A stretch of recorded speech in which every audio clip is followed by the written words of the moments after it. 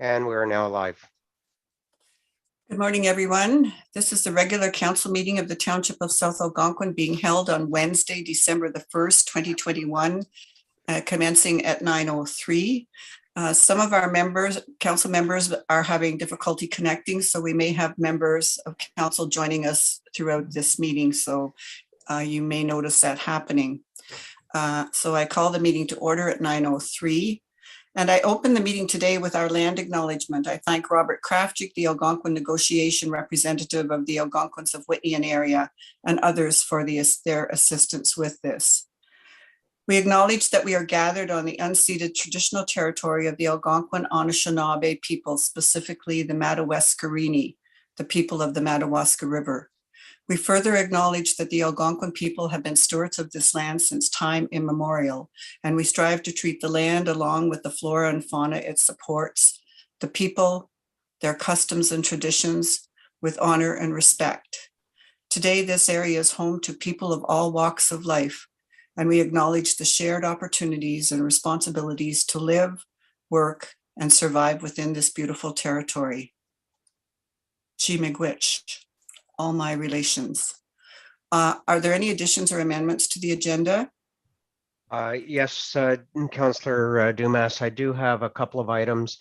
The CAO reports appear to have been missing the recommendation resolutions when the packages went out as well.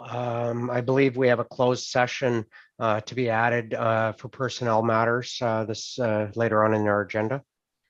All right. Thank you very much. We will note those additions as well. I would like to make an addition that I would like to do right now to acknowledge a former municipal representative that worked with us on various municipalities on the physician recruitment committee. So I would just like to read this acknowledgement of that individual. It is from the physician recruitment committee, and it's in remembrance of Desmond Quaid. Desmond was one of the original members of the then joint municipal physician recruitment committee that was being discussed and formed in the summer and into the fall of 2006. As a councillor, he was one of two representatives from the municipality of Brudenell, Lyndoch, and Raglan at the physician recruitment table. It was evident from the very beginning that Des was a gifted mathematician and that he could look at a financial spreadsheet and have the whole financial picture in a matter of minutes. His questions and observations in all aspects were respected and sought out by his fellow members as they enhanced the work of the committee. He was respected by all his colleagues. Desmond continued his work with the committee at the Physician Recruitment Committee as a community representative after he left municipal service and up until his death. We are saddened by his death and extend our sincere condolences to his friends and his family.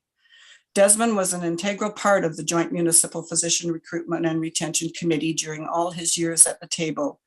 We will miss his kind smile, his sparkling eyes, and his financial wizardry. Thank you. So I'll move ahead, agenda item number 3, to the adoption of the agenda. And I have this resolution moved by Councillor Rodnick, and I'll have that seconded by Councillor Shala. The resolution that the Council for the Corporation of the Township of South Algonquin adopts the agenda as circulated and amended for the regular council meeting of December 1st, 2021. Any discussion? I would call the vote. I don't believe Councillor Collins has joined us. Councillor Florent? 4. Councillor Harper? 4. Councillor Bongo? 4. Councillor Shala? 4. Councillor Rodnick? I am with you now. 4. Oh, and Councillor Collins? This is the passing of the agenda. Yes, I'm here. Okay, so that's Okay. all. Thank you. Good to hear. So that's carried. And number 4 on the agenda, does any member of council wish to disclose a pecuniary interest? Hearing none. We do have a delegation this morning. Mr. Robert Ogilvie is joining us. Good morning, Bob. And Good morning. Good morning. And I would just like to remind council, as per the procedural bylaw, Mr. Ogilvy will have 15 minutes to address council. I would ask the deputy clerk to let him know when he has 2 minutes left in his presentation. It is a presentation. Council, at the end, I will ask if there is anything you wish to clarify that Mr. Ogilvy may put forward in his report. It is not at that point. We do not debate with Mr. Ogilvy. We receive his delegation and just ask for clarification if any member of council require it. So once again, Bob, welcome. Nice to have you at the table. And I would let you go ahead with your delegation presentation.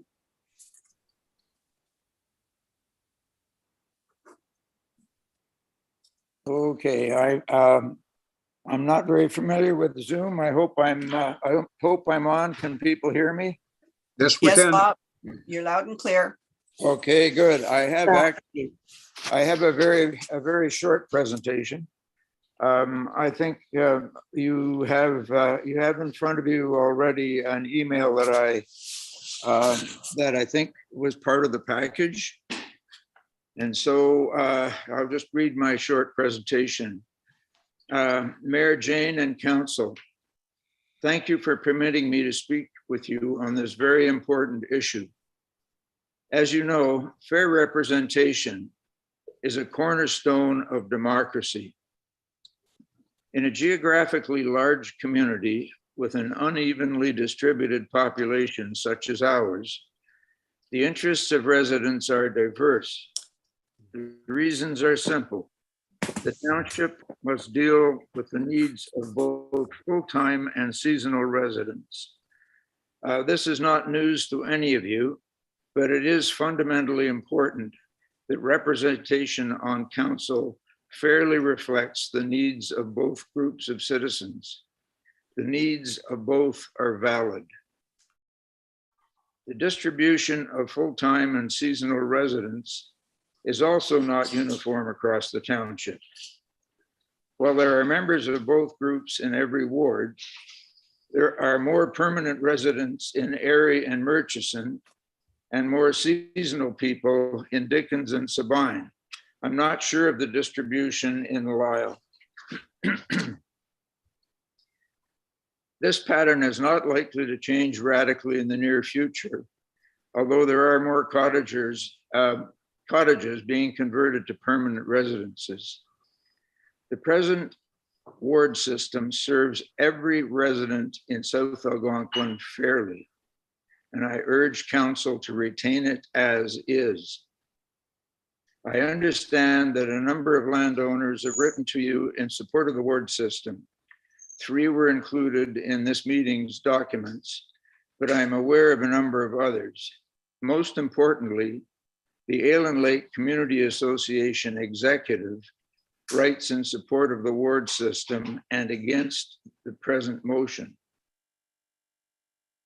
As I said in my email to council, if it ain't broke, don't fix it. It ain't broke. Thank you very much.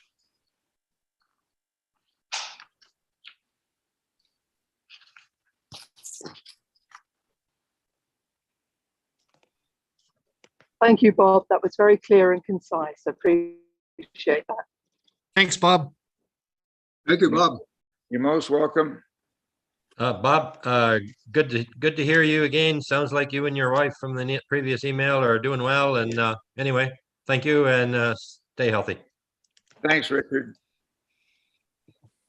Could I ask that somebody assume chair momentarily? It appears that Mayor Dumas has been disconnected from this meeting. Oh, dear.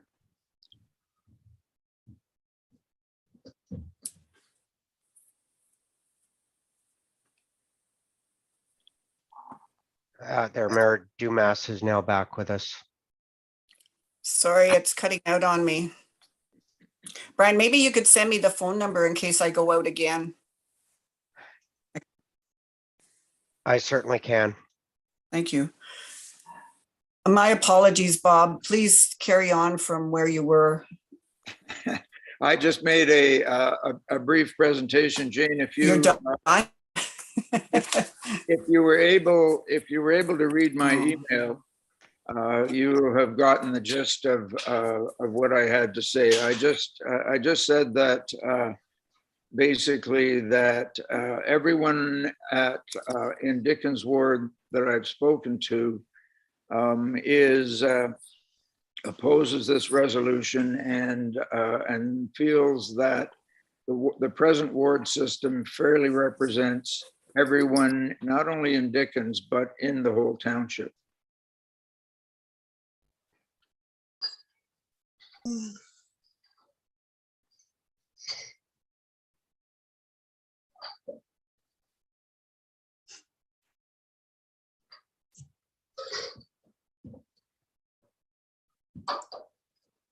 I think we lost her. Okay. Brian, is the mayor lost Okay. connection again?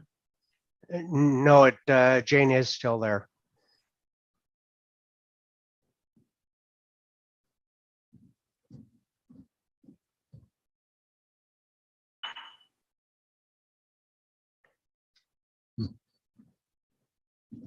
Yeah, she says she's cutting out again. I've got to try and locate this meeting control for her. Give me one moment.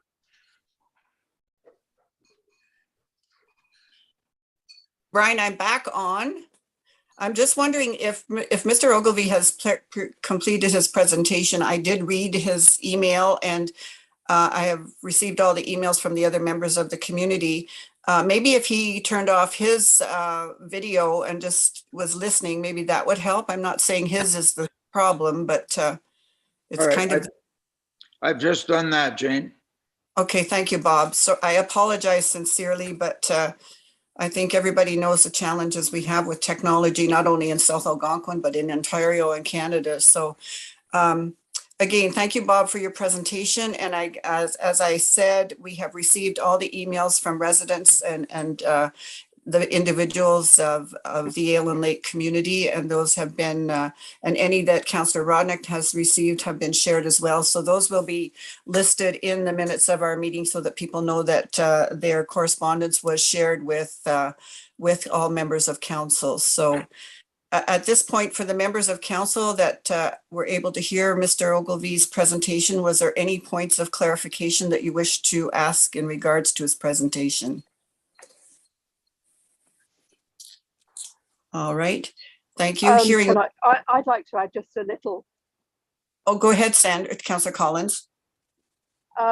Just basically, the members of the Lyle Ward are very seasonal as well. A good majority of them around Cross Lake are obviously fall into the same boat as the Aylen Lake community. So thank you for making that differentiation between seasonal and permanent residents. Thank you, Bob. I appreciate that and hadn't actually thought about it in that way. So thank you for that. You're most welcome, Sandra. So as you know, Bob, there is a resolution on the table later on in the agenda. So you will have an answer in regards to your delegation by the end of this meeting. So I know you will be continued to stay with us until at least the completion of that part or the entire agenda. So once again, thank you very much. You're most welcome. I shall stay on board. All right, thank you. So we are now at agenda item number 6, and I have a resolution in regard to the adoption of the minutes of the regular council meeting of November 3rd, 2021. I have that resolution moved by Councillor Florent and seconded by Councillor Bongo. Be it resolved that the Council for the Corporation of the Township of South Algonquin adopts the minutes of the regular council meeting of November 3rd, 2021 as circulated. Any discussion? I would call the vote. Councillor Collins? For. Councillor Florent?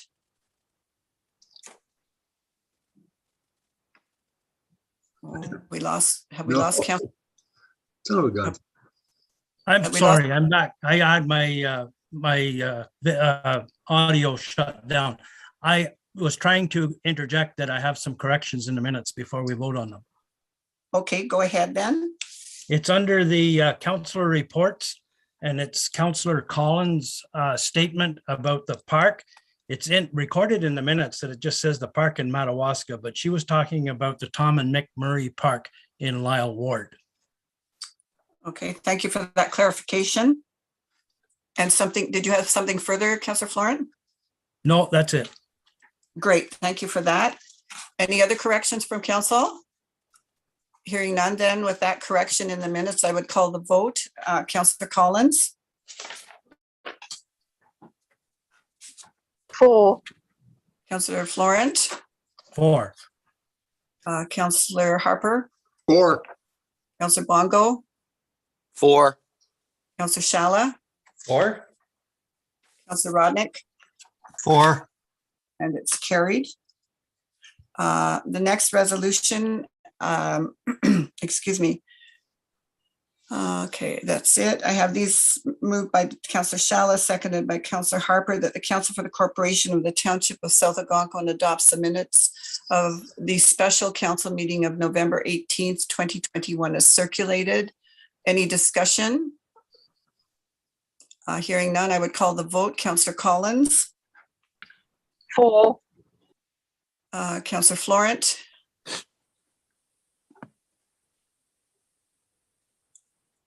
Councillor Florent? I'm sorry, I keep forgetting to turn my audio back on. Yes, I'm for it. Thanks, Joe. It's helping, I think. Anyway, I'm not getting any my network's working. So Councillor Harper? 4. Councillor Bongo? 4. Councillor Shala? 4. Councillor Rodnick? 4. And it's carried.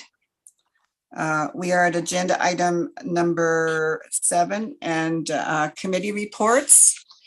We did have a committee report from the Murchison and Lyle Parks and Recreation Committee of South Algonquin. The minutes were included in our package. Are there any questions or anything you've wanted to add to this, Councillor Florent, as the municipal rep? None. Could Okay. I ask a question? Go ahead, uh, Councillor. I noticed they purchased a new tent. And I'm just wondering, Joe, after you received it, what's the quality of that for the $1,200?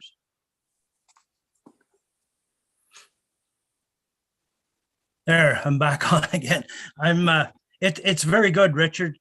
It's the top, all the posts, all the hardware, the 2 short sides and 1 long side. He did include another long side with it, and it was not in good shape. And we ended up throwing that 1 long side away, which we would never probably be using the sides anyway.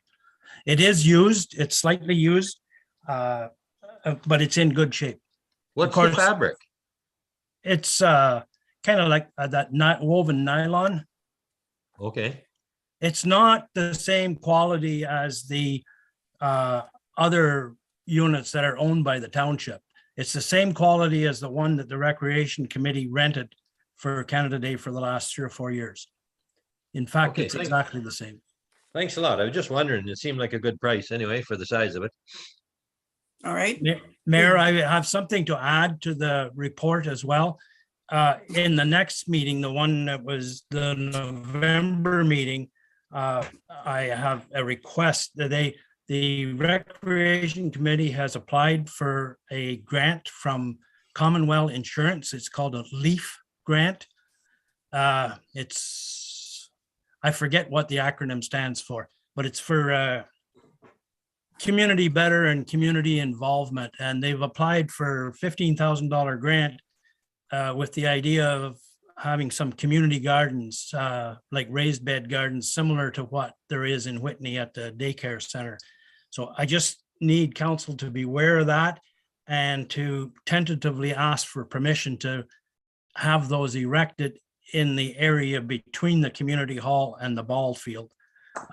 They will not know the results, whether they get this grant or not, until the 15th of December. But it's just so that they could confirm that they would accept the grant in the case that they do get it. There's no guarantee that they're going to get this grant, but just a heads up to council ahead of time. Thank you for that, Councillor Florent, and good on them for that activity. So that's excellent. Hopefully, as you say, they will be successful. So thank you. All right, so the second item we have is a fire report, and that was contained in your package. If there are any questions in regards to that report. I believe we have Chief Kruger online. Yes, I'm here. Okay, thank you. Are there any questions? Hearing none. I think we're going to be addressing some of this in camera.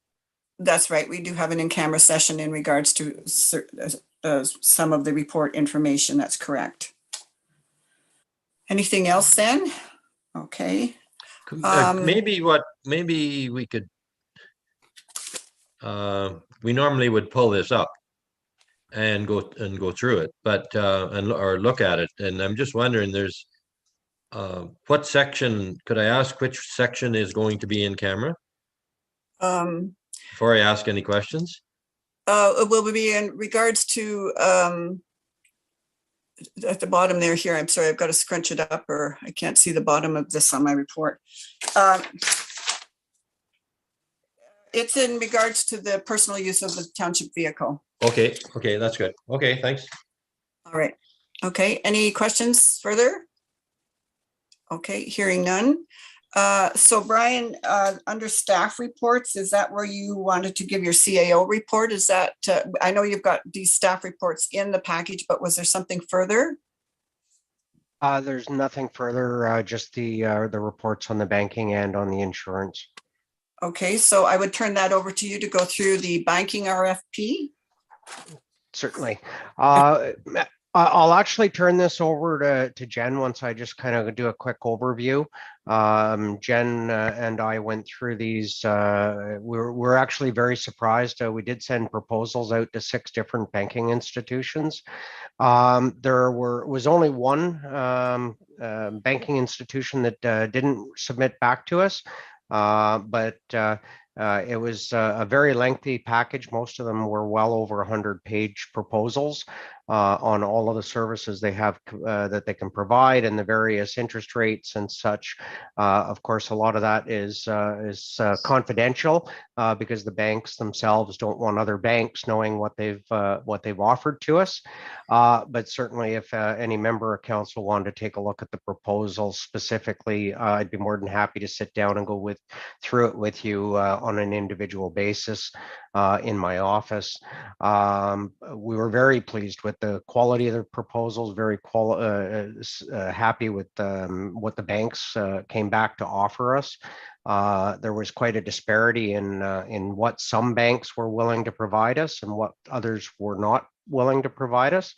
But it certainly was a very interesting activity. And I think, Jen, I'll let you speak to it because you and I went through and did a lot of the assessment evaluation process, and maybe you can highlight for council that assessment and evaluation process that we undertook. And Brian, if I may, I would like to introduce Jennifer Berriger as our Deputy Treasurer for the Township of South Algonquin. So Jen, go ahead, please. Thanks. Hi, everyone. Yeah, so we had decided upon CIBC. When we compared the 5 different proposals, they came out about 7 points above the second rated bank, which was BMO. And our third rated bank was Desjardins, and CIBC came about 9 points above them when we did the scoring. The annual fees, CIBC definitely came in with the lowest of them. Currently, Desjardins that we bank with was, roughly around $1,000 more a year for service fees. So there really wasn't much choice there when we come down to that. The lending and borrowing rates were a 0.25% better than the other banks with CIBC. So they were able to offer a lot more service requirements that we were looking for. Desjardins has been a good bank to deal with. However, they're a little bit short. They've got a shortfall in some of the services that they provide for us. We're kind of moving to a more of an electronic world, and we're looking to be able to make our processes a little more efficient. So we are looking for a bank that will be able to provide those options for us. So that kind of lent to our decision for choosing CIBC. I'm not sure if you have any more questions, but that was the overall gist of our scoring. And I think it's important to identify, Jennifer, that quarter of a percentage point on both the interest and on deposit is actually better than the next best bank. There was a variable in between a number of the banks, and some of them it was even more than a half a percentage point better than them. Yeah, that's Okay. correct. Are there any questions or comments from members of council? I just have one quick question. Go ahead, Councillor Bongo. Thank you. Thank you so much, Finance Department, for all the excellent work. The only question that I have, and it's a minor one, is you're not anticipating there being any kind of issue that I'm not sure if CIBC physically is farther located from us. I'm assuming that in today's digital world, the distance between us and the physical location of the bank won't be an issue.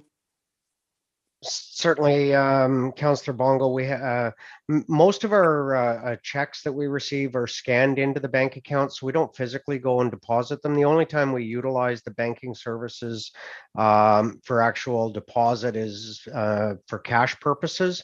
That being said, that would be, we can still utilize, at least in the interim, short term, we can continue to use the existing banking facilities for on deposit and just simply make transfers once those have been made.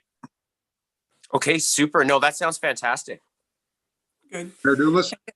Go ahead, Councillor Harper. Yes, I spoke with Jennifer yesterday, so I'm familiar with some of the things she said. But I've got a couple concerns. We have looked at this request for proposal. I have to agree that it will improve the municipal bottom line when it comes to banking or financial services. But in a time when we're trying to get people into Whitney and businesses into Whitney, here we're taking our business out of Whitney. That doesn't seem proper to me. And another concern I've got is that I would assume that the municipality, the accounts that they have are some of the bigger accounts in Jardine down here in Whitney. What happens if we pull those accounts out of that bank down here and the viability is compromised, and in fact, they can't keep it open anymore because it's not viable? They close the doors on it. This type of thing would be disastrous for people in Whitney and the local area. We've been through this before with Toronto Dominion when we lost our bank years ago. There was a lot of problems associated with that. I'm just concerned that, if we take our accounts out of the little branch down here, that will spell the end of it. And our people are going to be left high and dry again. Just a thought. Councillor Right. Harper, Go ahead, Brian. I certainly can't speak to the viability of the local banking services or how we might or may not impact those. Certainly do want to point out that we were utilizing TD banking services when they decided that they were no longer financially viable within our community. So obviously we didn't make a difference there. That being said, at some point, should we have problems with banking services, we certainly would lobby to try and bring additional banking services from whomever that might be, whether that would be one of the other big five or not. That said, we don't know either who the current people are utilizing the credit union, which is an on-deposit location only. The bank, the actual cash accounts are actually held in Quebec. If there was somebody, if they did decide to leave, there's not a lot we can do about that, even if we are clients to them. So certainly that's my only comments with respect to the viability of a local banking service. Yeah. Thank you, Brian. Okay. Any other questions? All right. So this will cover one of the bylaws that we have in our package later on. So Brian, go ahead for the next report. So the second one, one of our challenges in the municipal insurance world, in the insurance world in general, it's what they call a hard insurance world right now, where municipalities and individuals are seeing significant adjustments because of world activities and any other reason that they can come up with. Personally, I think a lot of it is because there's been a large consolidation of a lot of large insurance companies. As an example, Frank Cowan was absolved into Intact Insurance recently. So when you go to the banking world looking for proposals for municipalities, there's very few underwriters of the municipal policies. And I'm not speaking about local brokerages that can carry the policy. It's the people physically underwriting those policies. At one point, you had Frank Cowan that became Intact. You had Aon Reed Stenhouse, and you had the Municipal Insurance Services. So when we went out, there were very few places for us to take our insurance out to get proposals. That said, I think we were very satisfied with the two proposals we got back and the quality of those proposals. Both of those proposals were, again, well in excess of 300 pages of documentation. It was a very thorough review of our insurance services. I don't know when that's last occurred. I tend to try and keep insurance companies honest and sharpen their pencil. Sometimes they become complacent when they've been dealing with you, like all service providers. So it's good every 5 or so years to go out and just test the market and make sure that you're getting the best value for the money that's available to you. Again, Jen and I reviewed these proposals. There was only one company that didn't participate. They stated they felt they had inadequate time to prepare a proper package for us. Unfortunately, my understanding is it sat on a staff member's desk for about 4 weeks before it actually became actionable. And because of that, it kind of unfortunately didn't allow them to submit a proposal to us. But again, I'll defer to Jen, who had went through these proposals with a fine-tooth comb and can speak about the evaluation process that we undertook as it relates to these specifically. Yeah, thank you, Brian. So it was very, very close. There was only a 2-point difference between them when we scored them, so that wasn't much. We really had to look to see, who was offering what and whether it was beneficial to us. So it basically come down to that Intact, also known as McDougall Insurance Brokers, came in with more experience. They were less expensive. However, that spread was very close at a mere $244. And they had risk management services that were superior to MIS, whom we use at the moment. So there wasn't a whole lot. Everything else, they ranged about the same. The services they offered were very close. The only differing factor was that it seemed as though Intact would be able to supply us with more risk management services. I'm not sure if anybody has any more questions, but that was the overall. One thing that we do should add to that. It was very close. One thing we should maybe add to that, Jennifer. One of the things we had asked specifically for in the proposal was we had asked for a complete reevaluation of all municipal assets to ensure that we're adequately insured going forward into the future. And one of the proponent, the proposal that came back from Intact through McDougall in Bancroft gave us a very regimented schedule on how they were going to reassess and not only reassess the assets, but also implement risk mitigation measures and review our risks to help ensure that going forward we can manage any risks we have to minimize any exposures, which will hopefully also assist in managing our long-term insurance renewal rates. Very good. Any other questions of council? I know just a comment. Go ahead. I think we've I think our township has been insured by Frank Cowan Company in the past, so I don't recall having any obstacles thrown in front of us when we were insured by him before, or that company before. Okay, thank you. Any other comments? All right, this also will come up in the bylaws section. Go ahead, Brian. I think that was everything. Oh, hang on, my mistake.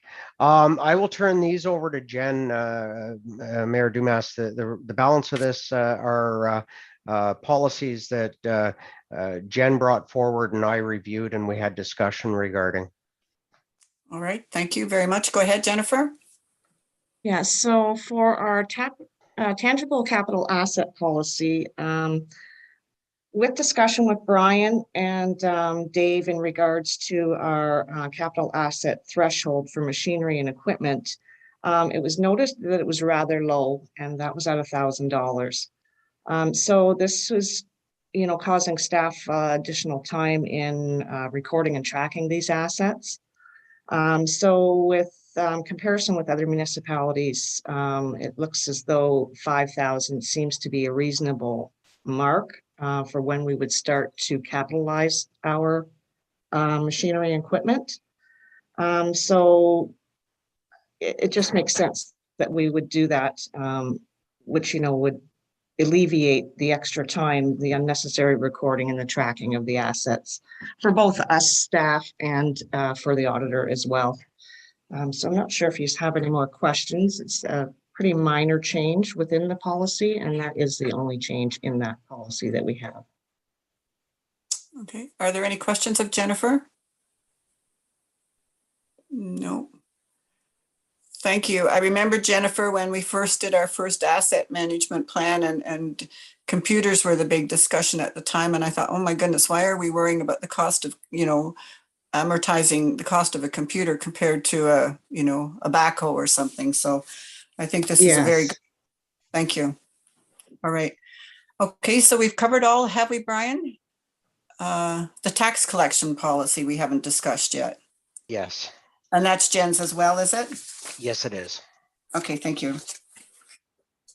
So this change came about as a result of a webinar that I had sat in on, and it was something that just, I guess, has been overlooked throughout the years because it has been in the Municipal Act. And it basically states that we need to let our residents know what their tax status is by February of each year. So our process at this moment is that we would send those tax notices out in January, but only to people who had 3 years arrears in property tax. So this section of the Municipal Act does state that every resident should have that update. So we would just be adding that as part of our procedure to go forward, that in January we would print an unpaid tax reminder, and that would go out, which does detail each year in which the person would owe and how it is broken out between whether it's taxes, interest, interest and penalty. So it allows the residents to know exactly where they stand. We do that twice in the year already, but generally after the installment dates are finished, so in June and in November. So this is just adding an extra notice going out, which I think might benefit. It helps with property tax collection as well, when people know that they generally will make an effort to pay. We also did just a little bit to our new forms of payment, which was Interact Debit and Interact e-Transfer. So we've just updated the policy with that. And that was it, if you have any questions. I have one question. I'm a little bit confused whether the notice is going to go out to all taxpayers or all taxpayers in arrears. All taxpayers in arrears. Good, thanks. Jen and Brian, this may not be fair. I did go through and look at the document, and I just had one quick question, and I should have called you, but perhaps other members of council. And it was actually in regards to I think it's section 6.02. And basically that's where it said that we could accept a check or payment from a third party in regards to taxes. And it said at the discretion of the CAO clerk treasurer. And that sort of jangled my spidey sense, like what third party would be able to come forward and pay taxes on behalf of someone else? Or just if you could elaborate or explain that to me. Certainly, Mayor Dumas, what happens on occasion is sometimes family members become ill, or maybe they haven't been given power of attorney to make payments for somebody who's on the verge of requiring that. So they come forward, want to pay mom's taxes or grandma's taxes or whatever it may be. The problem with it is sometimes that can create a bit of a legal turmoil for the property owner if in fact they're creating a debt on the property on behalf of someone. But a lot of times what happens is it's quite simply just family members who want to get mom's taxes or grandma's taxes paid because grandma's having problems remembering to pay them or something, and she just doesn't have the ability to. So what we've done is simply allowed for those occasions where family members are bringing forward the desire to help prevent mom or grandma from losing their home due to tax arrears. And therein lies my concern, because you're making a judgment that could put the township in, motivations of people are not always honorable. And I do believe there is an agency out there that you can contact to determine who should be paying. And I would just, I think we need to look at that again and maybe put in there who we would contact, who has the legal obligation to look after the rights of an individual whose decision-making process or the ability to take action is becoming diminished. I think to rely on relatives or best friends or whatever is a huge risk for the township. So my feedback back to you was that I think we should look into the federal agencies, or not federal, actually, I believe it's provincial, that they have an advocate for seniors that are getting to having capacity issues. So I would just, that's a suggestion, and certainly it would make me feel a lot better if it wasn't left up to the CAO clerk treasurer to make decisions that could come back on the township in the future. I think the intent there, and Jen, correct me if I'm wrong, would be that in fact we would reach out for those validations and verifications prior to me authorizing that to occur. Okay. And just maybe something in there to state that would happen would make me feel a lot better. And I think it would tie it up as to a potential liability to the township. So just feedback, I leave that in your hands, but thank you for the work that you've done on this for sure. So I believe that completes the staff report component of this section of the agenda. That's correct. Are there any council reports or council input at this point in time? Hearing none. So we would go to number 8, business arising from the minutes. I don't know if anyone had any business they wish to bring forward from the 2 sets of minutes that we have. Okay, hearing none. Any unfinished, number 9 on the agenda, unfinished business? Okay, and we did not have any action items in regards to correspondence. So we're at number 11 in the agenda, the information items, and those were the items in the green bordered part of our package. I could just go through them and see if there's any feedback. The first 3 on our green sheet are related to the delegation that we've had from Mr. Ogilvie this morning, correspondence from the Allen Lake Community Association that's been received, Shirley Ann Ogilvie, from Bob Ogilvie, and I said there were numerous others that went directly to Councillor Rodnick, which he has shared, and any that I received, I forwarded as well. So we will compile the list so that all those individuals from the Allen Lake community that sent in correspondence know that it's been received and it has been realized in this process. There is correspondence from the South Algonquin Business Alliance in regards to the Tom and Mick Murray Millennium Park. I don't know if there's any discussion from council on that. Received All right. Received for information purposes, and we thank the South Algonquin Business Association and the chair of the committee for that input. There are two sets of minutes from the District of Nipissing Social Services Advisory Board. Sorry, the minutes from the September 22nd September meeting of the DSAP. I don't know if there were any questions and concerns in regards to them. All right, and the agenda package from October 27th, and just for information purposes, these were there were 2 copies of both these sets of minutes in the package, so that just we're only addressed, they're the very same 2 sets of minutes. So the agenda package from the October 27th meeting.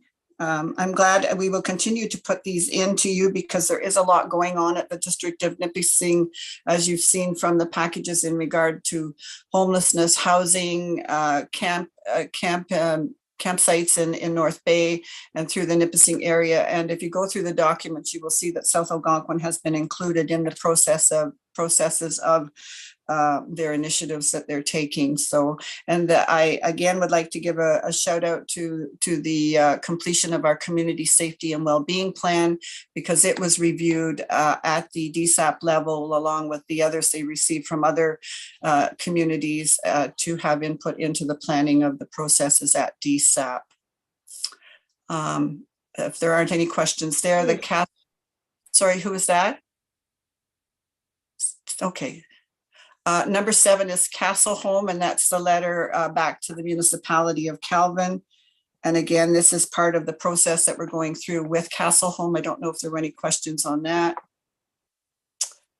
Okay, and the Minister of Agriculture, the Rural Food and Rural Affairs, the new Canadian Agricultural Partnership information for us certainly, and something that we will be keeping our eyes on. Comments, questions? Number 9 was the response from the Ombudsman of Ontario in regards to the closed meeting complaint, and it was included in the package as well. I don't know if there's any discussion from that, but we were found to be compliant to the closed meeting process. And in the debriefing with Brian and myself, with the representative from the Ombudsman's office, they were complimentary of the process that council followed in regards to our closed meeting session, and that's reflected in the letter that that is included in the package today. I have a comment on that. Go ahead, Councillor Florent. I find it peculiar and a little bit hypocritical that a complainant can accuse council of not being open and of being a little bit anonymous in their discussions, and yet the complainant remains anonymous throughout the whole process. It seems counterproductive. That's an interesting observation. And yes, I guess we're seen as the big guy, and I don't know, Joe, but that's the process for sure. So that's how it goes. Joe's not alone, and Joe's Mayor. Yes. Joe's not alone in that thinking. I think when people have a complaint, they should be able to stand behind it. And I think we encourage people to send a letter to the township if they do have a complaint, rather than even have councillor bring some of those complaints forward. So I just see this as there's a wall there. You say what you want, and then it costs money, and it takes staff time, etc. And then because that could go on and on and on by the same individual during a council term. So I just I feel the same as Joe does. Thanks. I appreciate your opinions, certainly. So it is the process the way it is. Anyway, thank you for those comments. And the number 10 on the agenda is the CUPE document, quite interesting document in regards to the OMER's investment performance. And that's significant to us because our staff pension is tied to the OMER's, And so CUPE certainly seems to have feel they have an issue in regards to the investment performance of OMERS, and are actually asking municipalities to support their process by a resolution. Now, we have not brought a resolution forward at this meeting. I don't know if council wishes to do so. I think they've already got a company online that they are using to bring their concerns forward through the OMERS to the OMERS organization itself. And certainly it was interesting to look at the performance that the analysis they did of other large pension plans and the performance of the investment policies of the various insurance agencies. So I found it interesting because my pension plan is mentioned there, and I don't know if others are as well, but it's interesting to see this documentation and concerning, I would say. But any comments from members of council or staff in regards to this for follow-up? Okay, we'll just leave it go forward and let CUPE go forward with their concerns. Thank you. So that brings us to, okay. So was there any new business? I'm not sure whether Dave joined us or not, but a new business. I would, there's been property change hands on Mackenzie Lake Road. And it's my understanding there's a couple of children there. And there likely hasn't been children there since the home was built in the late 60s.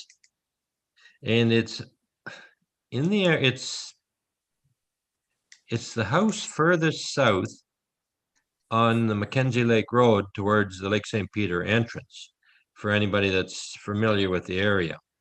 And it's right at the entrance to the property is right at the top of the hill. And at the bottom of the hill, there's an ATV crossing, a snowmobile crossing, and also vehicles that travel the area, especially in the winter months, they run the hill because it can be slippery. It only makes sense. However, right at the top of the hill is the entrance into the property. And apparently there's a couple of children living there and with the parents. And also possibly, I'm not sure where the bus turns around, whether it turns there or it turns at the South Mackenzie Lake entrance and then comes back. But it'll likely be stopping right there for the children. And I just think that before we have an accident, that possibly we should maybe have a look at the area, check it out, and maybe it requires school bus stopping signs but also children playing signs. So I would just like this brought to the Works Department's attention and to check it out before something does happen. And I'm quite familiar with the area, and I know how something could go wrong there very quickly, and it'd be sad if it did. Thank you for that, Richard. Sorry, I don't know. Is Dave on the call? Okay, I'm sure. No, he's not with us today. Okay. If you want, I could talk to him about it. I could send you an email on it, Brian, whatever. Or if this is fine, but I just think maybe staff's already on top of it. I don't know, but Brian, you'll follow up with Dave in regards to this? Certainly, I've made note. I will follow up with Dave on Friday in the office. I have anytime I've been by the property, I wanted to meet the people, but I didn't want to go knocking on their door. And I've watched, and there's never been anyone out, but just from the information I've heard, and it looks like it's quite active. And so anyway, I just like it checked out. Thanks.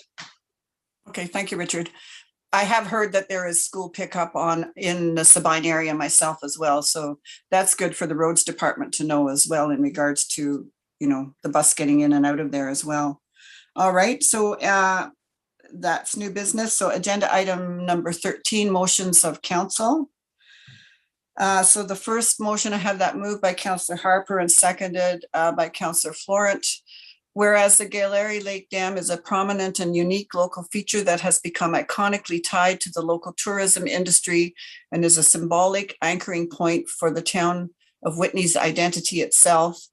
And whereas the recent reconstruction project has magnificently incorporated the existing natural rock landscape into the spillway that successfully blends natural hydraulics with controlled hydraulics.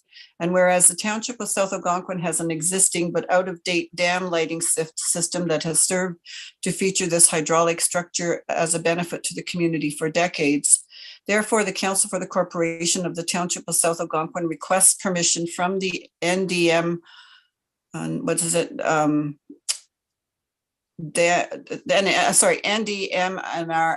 to install new efficient LED accent lighting system on the dam structure that will provide an enhanced local benefit and to help celebrate the marvelous new natural design elements of this significant and important structure that the province has made investments in. Discussion? I certainly like this idea, and I think I've presented my ideas earlier in the season about it. But if it's my understanding from what Dave has mentioned before, is this has somewhere else in the province, they're doing exactly this. And I'm just wondering if we could get some pictures sent to us so we could have a look at them and maybe make suggestions or review them and prior to doing the job, just so we'll have a better feel and maybe come up with a way to improve on it. Thanks. I have a comment as well. Go ahead, Councillor Florent. I just like staff to consider at some point, maybe after seeing how this looks, to consider doing the same thing at the former railway trestle in Madawaska. I think that would look pretty dramatic with some lighting on it. In that case, there is no local power supply, so it would have to be solar panel powered. Thank you for bringing that up, Councillor Florent. I had the same thought. We have two beautiful water features with, well, we have others that are more remote, but these are, public access highway sites. So I certainly would encourage staff to look into that as well and bring something to us. Thank you for that. Any other discussion? Hearing none, I would call the vote then. Councillor Collins. For. Councillor Florent. For. Councillor Harper. For. Councillor Bongo. For. Councillor Shala. Or Councillor Rodnick. For. And it's carried. I have this resolution moved by Councillor Shala and seconded by Councillor Rodnick. Whereas the township currently provides winter maintenance of local parking areas for residents with seasonal water access properties and or winter recreation opportunities on Allen Lake, Bark Lake, Hay Lake, Lyle Lake, Macaulay Lake, and Mackenzie Lake. And whereas the Hay Lake Dock Association made request for additional winter parking space at the Hay Lake Boat Launch Facility in October of 2019, and whereas the Hay Lake whereas Hay Lake has the second highest number of seasonal water access properties in South Algonquin, therefore the Council for the Corporation of the Township of South Algonquin authorizes public works staff to expand the existing Hay Lake winter parking capacity by plowing the existing parking lot located within the facility instead of the smaller area located at the facility's entrance for the 2021-2022 winter season, and that the use of the parking area be monitored for reassessment prior to the following winter season. Discussion?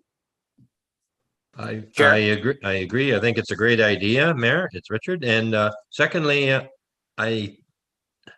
I would hope that we would consider all our COVID issues or health issues that are going on right now, that we don't sort of cut things off too quickly, because if people are following the guidelines and maybe staying away and not traveling as much, it's certainly something that's going to be needed. Now, if it didn't prove out successful or that it appeared that it wasn't used that much this year, it could be used quite a lot, pending opening up of the province, and also depending on slush and winter conditions, ice conditions, etc. So anyway, thanks. Thank you. Anyone else? Yes, Mayor. Go ahead, Councillor Bongo. Thank you so much.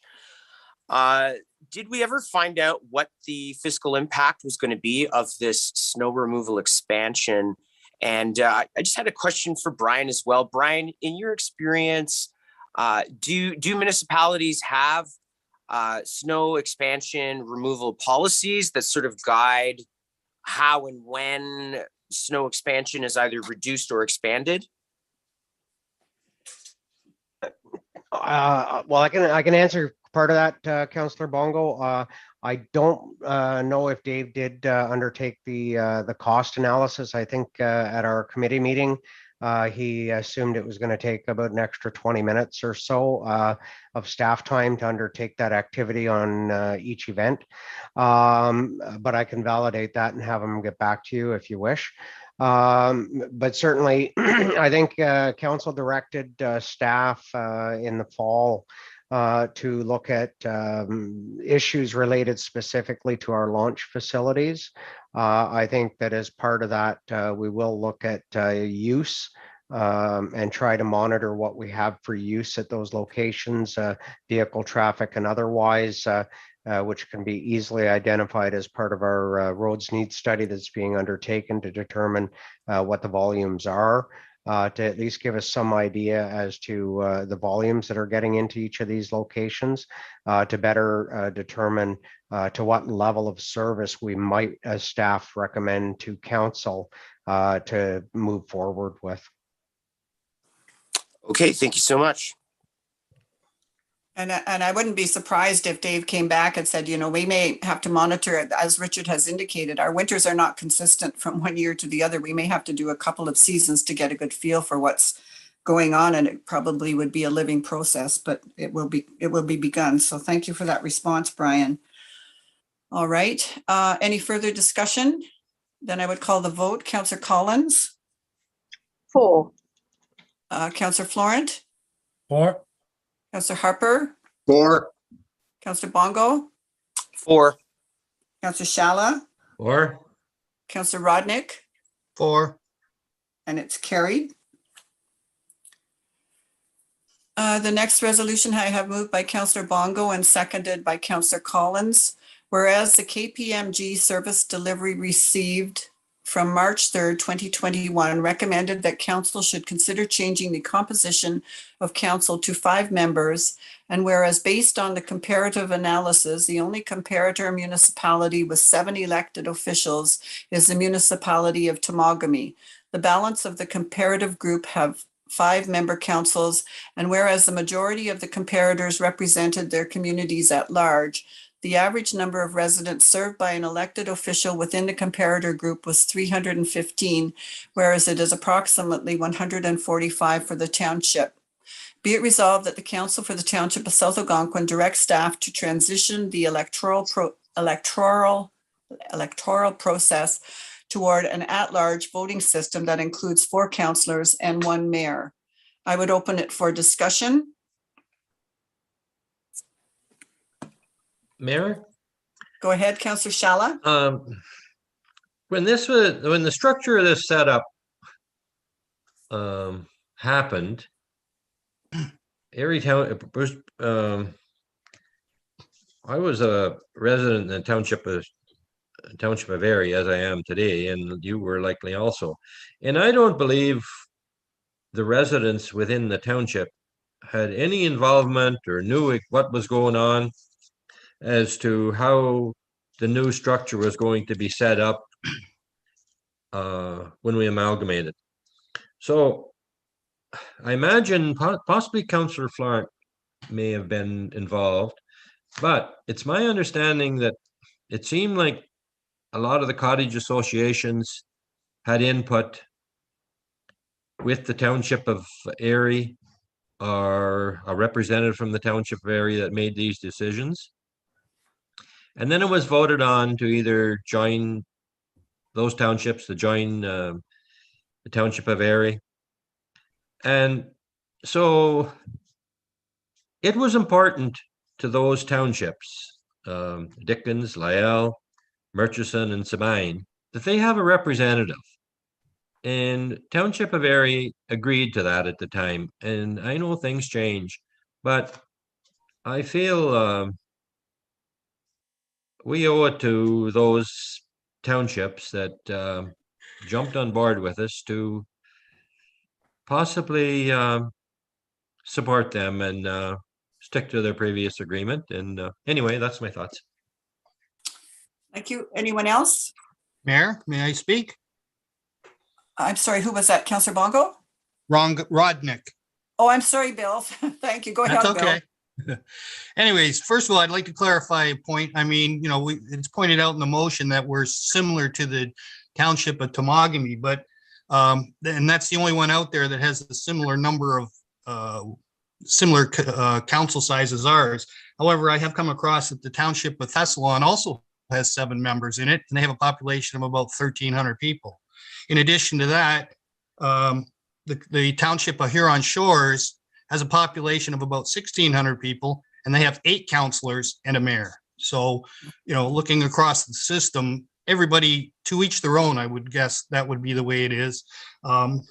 So, and of course, as Bob so put in his delegation motion, you know, a lot of the people out in the ward of Dickens, this is a very important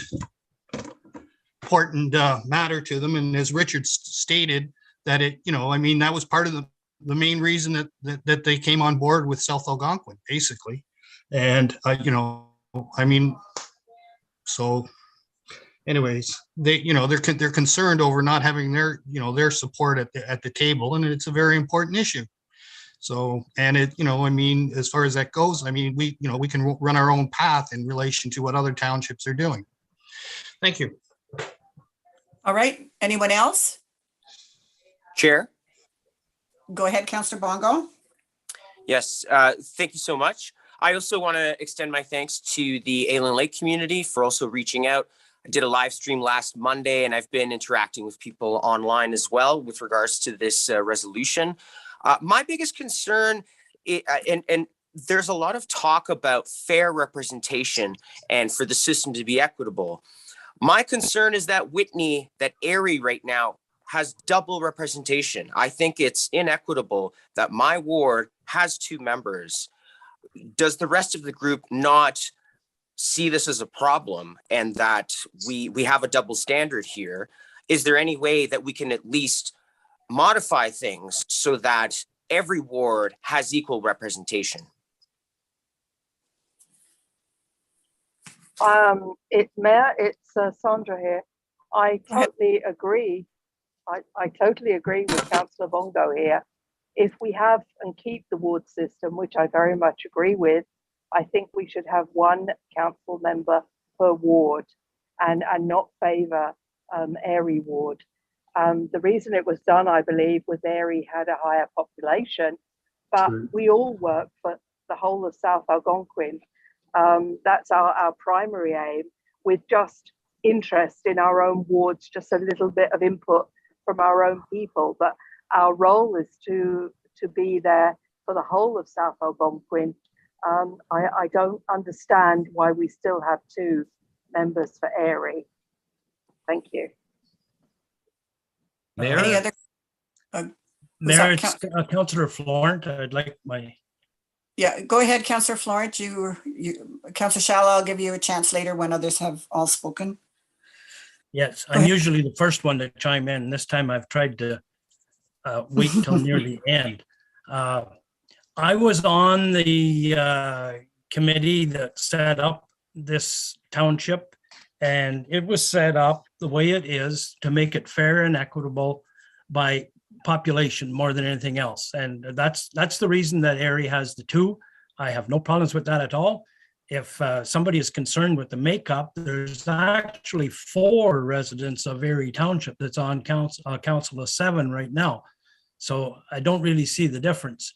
And I would think that there would still be 4, even if we were at an at-large system, mostly because of the bulk of the voters live in Erie Township. I was going to quote some stuff from Bev Moore's message to council. I've come across something even better. Councillor Bongo mentioned about his live stream. I didn't watch it live stream, but I did watch through part of it yesterday.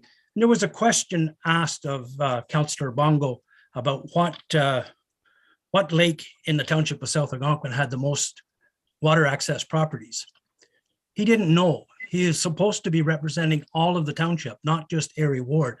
I would think that somebody with 3 years experience on council should know. It's a pretty basic question. So to argue the point that there would be more representation with fewer councillors with more responsibilities, I think it's just hogwash. I can't imagine a councillor living on Allen Lake not knowing that Allen Lake had 100 water access properties. Okay. That's it. Thank you. Mayor Dumas?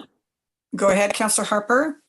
Yes, being a representative from Erie Township, one of our two, I have never realized there has been a problem with it.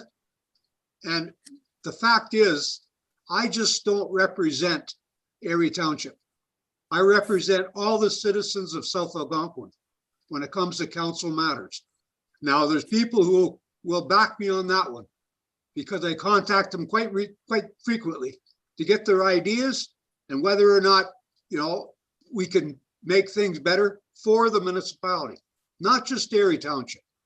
And it was based, as Councillor Florent mentioned, it was based on population. Now, like I said, I have not seen any problems with it over the years. And it's been running since 1998. I think it's a good way to have it. And I can't see any problem with maintaining the system the way it is. Thank you. All right. Councillor, Councillor Sala, did you wish to make one further comment? Yes, I feel the same way. I was a councillor both for the township of Erie, within the township of South Algonquin, and also now presently at the township of Sabine. And my thoughts when there's an issue at the table are for the township and the betterment of the township. So, and however, regarding chopping one councillor off, I think it's all set up so that we can come to a consensus. If we had a tied vote every time by removing one councillor, how are we going to proceed? So I think the structure of it is there has to be an uneven number in the total makeup of our council. So we have the 6 councillors and we have a mayor, gives us 7. So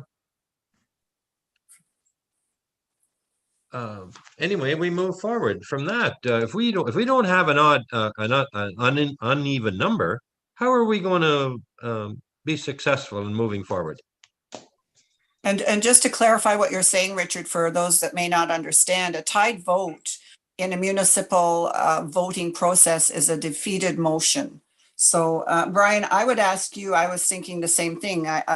Councils that I know of, I believe, have odd numbers, but I may be mistaken in that. Would you like to comment on any of our comments here? Yeah, Mayor Dumas, I'm not aware of any municipality personally in the province that has an even number of members. I'm not even certain whether there's anything legislatively that requires it to be an odd number. I certainly would have to take that and go back. Certainly, if council wants to direct staff to go back and look at that circumstance, I can certainly do that. But certainly, it's a little bit aside from the motion that's before council at the moment. Yes, and I'm not suggesting that we hold this motion in regards to that, because I think the fact of an even number of councillors, a tied vote is a defeated motion. I think that's the background for the odd number. And the mayor, as individuals recognize, is elected at large. And so that means, every member of the municipality votes for the position of mayor when there is an election in the mayor and for the mayor's position. So as far as I go, that's the discussion, unless there's someone else that wants to make one more contribution to the discussion. Mayor, I'd just like to ask for a recorded vote on this motion.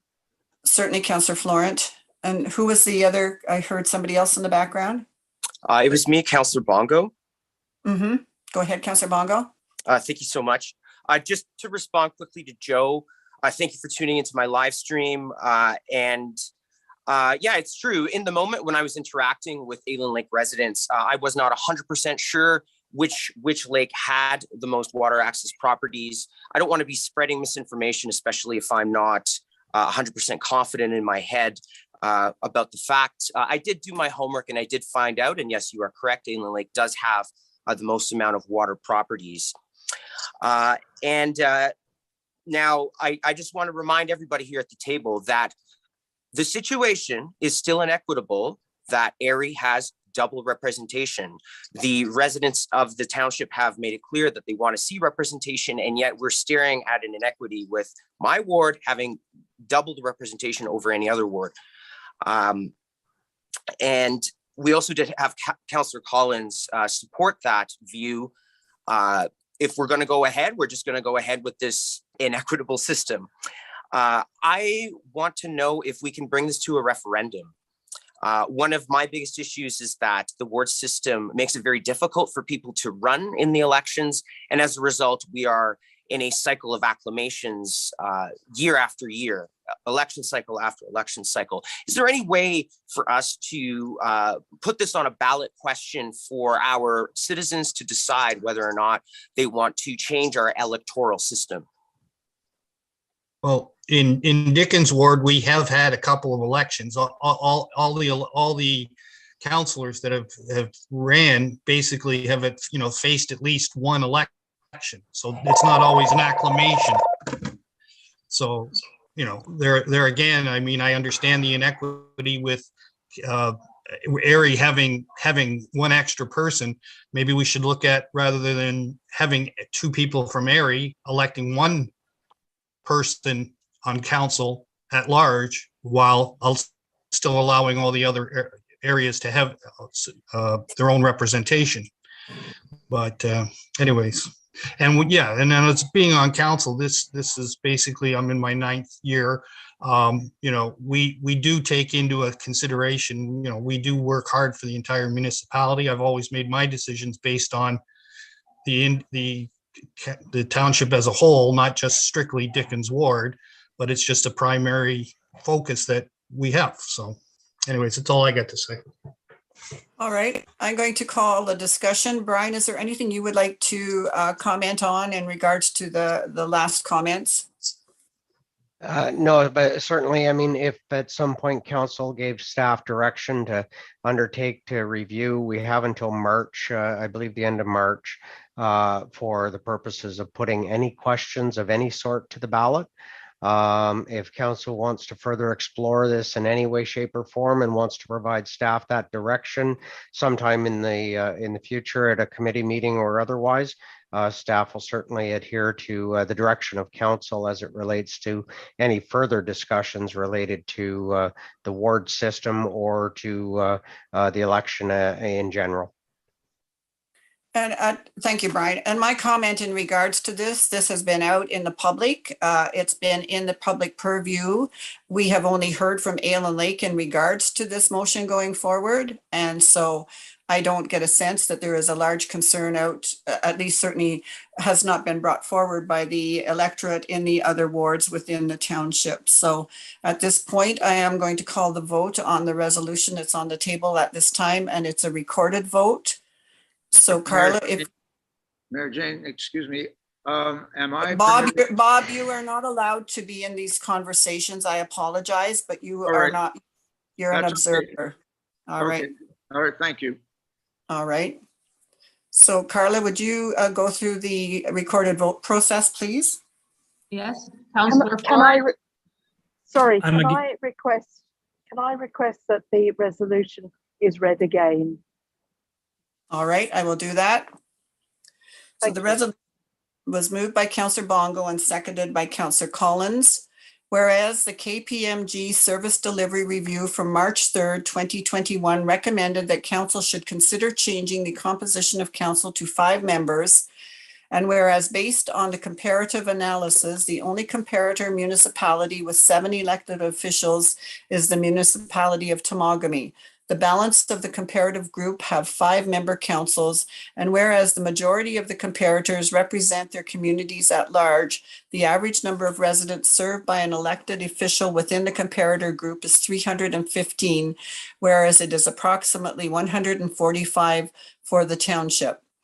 Be it resolved that the Council for the Township of South Algonquin directs staff to transition the electoral process toward an at-large voting system that includes 4 councillors and 1 mayor. Calling the vote, Councillor Collins. Excuse me. Oh, I'm sorry, I think- sorry. Carla was doing the, I'm not calling the vote. Carla is. I apologize. Councillor Florent, I'm against. Councillor Harper, Against. Councillor Bongo, For. Councillor Shala, Against? Councillor Rodnick, Against. Councillor Collins, Against. Mayor Duma, Against. So the resolution is defeated. Thank you. The next resolution, or no, okay. So we are now at agenda item 14.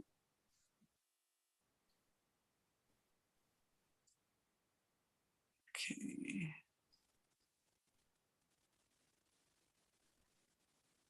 excuse me, Jane, there were a couple of resolutions added. Oh, yes, thank you, Carla. I apologize. Okay. Yes, It's up on your screen. yeah, okay, thank you. I have this resolution moved by Councillor Collins and seconded by Councillor Shala that the Council for the Township of South Algonquin accepts the 5-year banking proposal received from the CIBC as recommended by the CAO's report to Council. Is there any further discussion on this? Hearing none, I would call the vote. Councillor Collins, For. Councillor Florent, For. Councillor Harper, Against. Councillor Bongo, For. Councillor Shala, Or? Councillor Rodnick. Or- It's carried. The next resolution, I have it moved by Councillor Bongo, seconded by Councillor Rodnick. Be it resolved that the Council for the Township of South Algonquin accept the insurance proposal received from Intact Public Entities in partnership with McDougall Insurance Brokers of Bancroft as recommended in the CAO's report to Council. Any further discussion on this? Hearing none, calling the vote.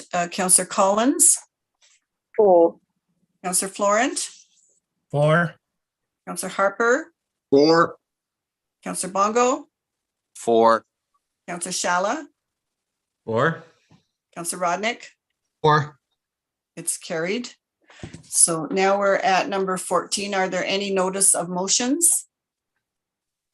Hearing none. Number 15, the bylaws. I have this bylaw moved by Councillor Collins and seconded by Councillor Florent. That bylaw 2021-676 being a bylaw for property tax and collection policy. Number 2, bylaw 2021-677 being a bylaw for accounting for tangible capital assets. Number 3, bylaw 2021-678 being a bylaw for an agreement with product care associations. Number 4, bylaw 2021-679 being a bylaw for an agreement with the Automotive Materials Stewardship Incorporation. Bylaw number 5, bylaw 2021-680 being a bylaw to establish and regulate the fire department. Number 6, bylaw 2021-681 being a bylaw for a tiered response agreement with Nipissing District Paramedic Services. And the 7th is bylaw 2021-682 being a bylaw to confirm the proceedings of council. Now there are 2, we've discussed the property tax, we've tangible capital assets. The 2, Product Care Association and Automotive Material Stewardship incorporative, our bylaws that are transitioning our current process of dealing with hazardous waste materials, et cetera, to the new provincial program. And these will go back to the to our waste management committee too. But these are extensive documents, and I don't know if anyone has any questions on them or will be content that we bring these up at a committee meeting as well. Hearing none. Thank you. I would call that it be read a first and second time and deemed to be read a second time. And I have asked for feedback and then deemed read a third time and passed. And I would call the vote. Councillor Collins. For. Mayor, are Sorry. you just talking about the first four? No, I mentioned the other two. Well, no, I'm talking about all six, Richard. Seven, Okay, actually. well, I'd like to discuss the sixth one. Oh, the tiered response for Nipissing Yes. District Paramedic Services. Yes, All right, what would you like to say? I would, and that's what I understood from our agreement or policy here, where it says you can ask for one to be pulled out to discuss. Anyway, I'm a bit concerned. I mentioned this previously at a meeting, but if we are going to, it's hard to know whether we're going to be called out, and I can see the need for it to assist the paramedics. However, when I also look through it and the fire department, look through the fire department's bylaw, someone's going to have to pay at the end, and it depends on how much we're called out. But the township, to compensate for people to say leave McRae Mills or leave Murray Lumber to respond, may leave them short staffed. I don't know if there's any of their staff on the fire department or not, but there is at McRae's. And we also have to pay for if they can't attend work due to it. So I don't know how financially how it's going to affect our township, but we may have to look at it down the road if we agree to this. If there's a lot of cost, that maybe it should be reimbursed by DSAB, even though we support DSAB. So to pay for some of these additional costs, because it's going to affect, and we don't know how much it's going to affect in the life of a firefighter, a volunteer firefighter. Also, we did look at, it was quite exciting when we got the ambulance attendants in town, that it took the burden off of the fire department. So now we may, if we're going back to it, and it's hard to know, but I just think that we should keep it in the back of our mind that and monitor the costs associated with this. Thanks. Thank you, Richard. Brian, did you want to comment back on regards to that in any way, or Chief Kruger? I defer any comments that may need to be made to Chief Kruger. Thank you. As far as cost goes, we do budget to cover the cost for the firefighters when they are toned out. It's obviously it's never a hard and fast number, but we do budget enough to cover for exponential increases in the number of fire calls from year to year. As far as the reimbursement from DSAB, this is what we call a reciprocal agreement. We help them out when they need help. They help us out when we need help. So this is not anything new or special. We're not using the firefighters to replace paramedics. The fire department would only be called out for these types of calls at the request of paramedics or at the request of the paramedic services when they need help. because they're otherwise overwhelmed or delayed. Emergencies. Yeah. I don't know how else to explain it, other than the purpose for this is basically if the paramedics are delayed for some reason or can't get there right away and the fire department can get there quickly, for matters such as starting CPR, time is of the essence, and this could save lives. I don't know what else to say to Councillor Shala to help him. If I could just, some feedback as well as the municipal representative at the District of Nipissing Social Service Administration Board. They are, I have indicated to you previously, they are now bringing the services, ambulance services back into the DSAP as the agency. Right now that's contracted out to 3 different agencies, but we just had the presentation at the DSAP meeting earlier this month. And certainly the purpose of the bringing in-house is to enhance the services, to leverage the the efficiencies of bringing that service back in-house.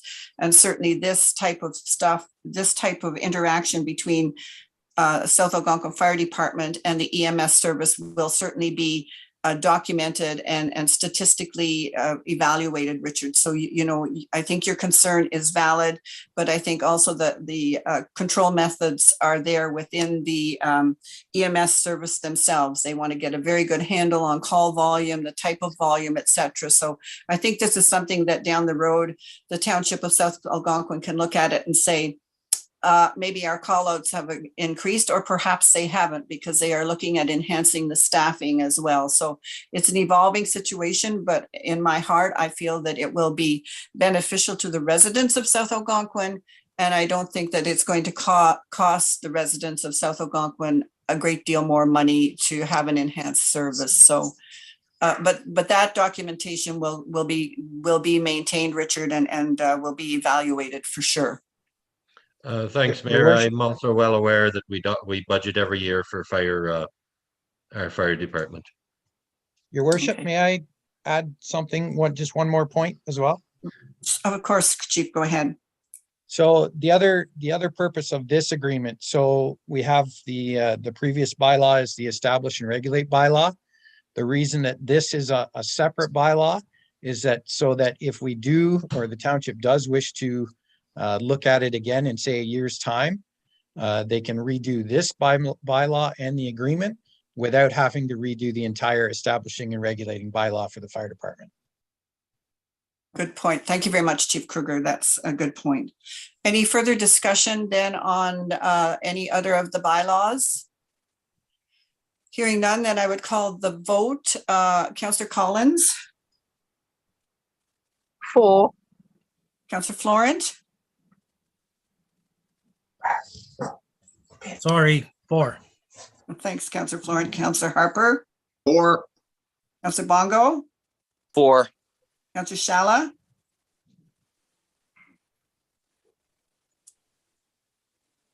Councillor Shala. pardon? We're calling the vote. Councillor Shala, 4. thank you. And Councillor Rodnick. Or All right, it's carried. Thank you very much. So that concludes the motion portion of the agenda. So right now I have a resolution to move into closed session. And I have that resolution moved by Councillor Florent and seconded by Councillor Shala, that the Council for the Corporation of the Township of South Algonquin moves into closed session of council at, I have 10:36 to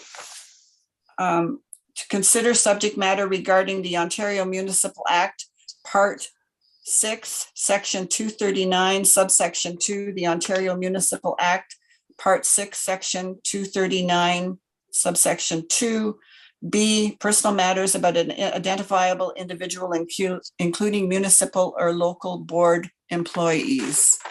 I would call the vote. Councillor Collins, For. Councillor Florent, 4. Councillor Harper, Or Councillor Bongo, For. Councillor Shala For? and Councillor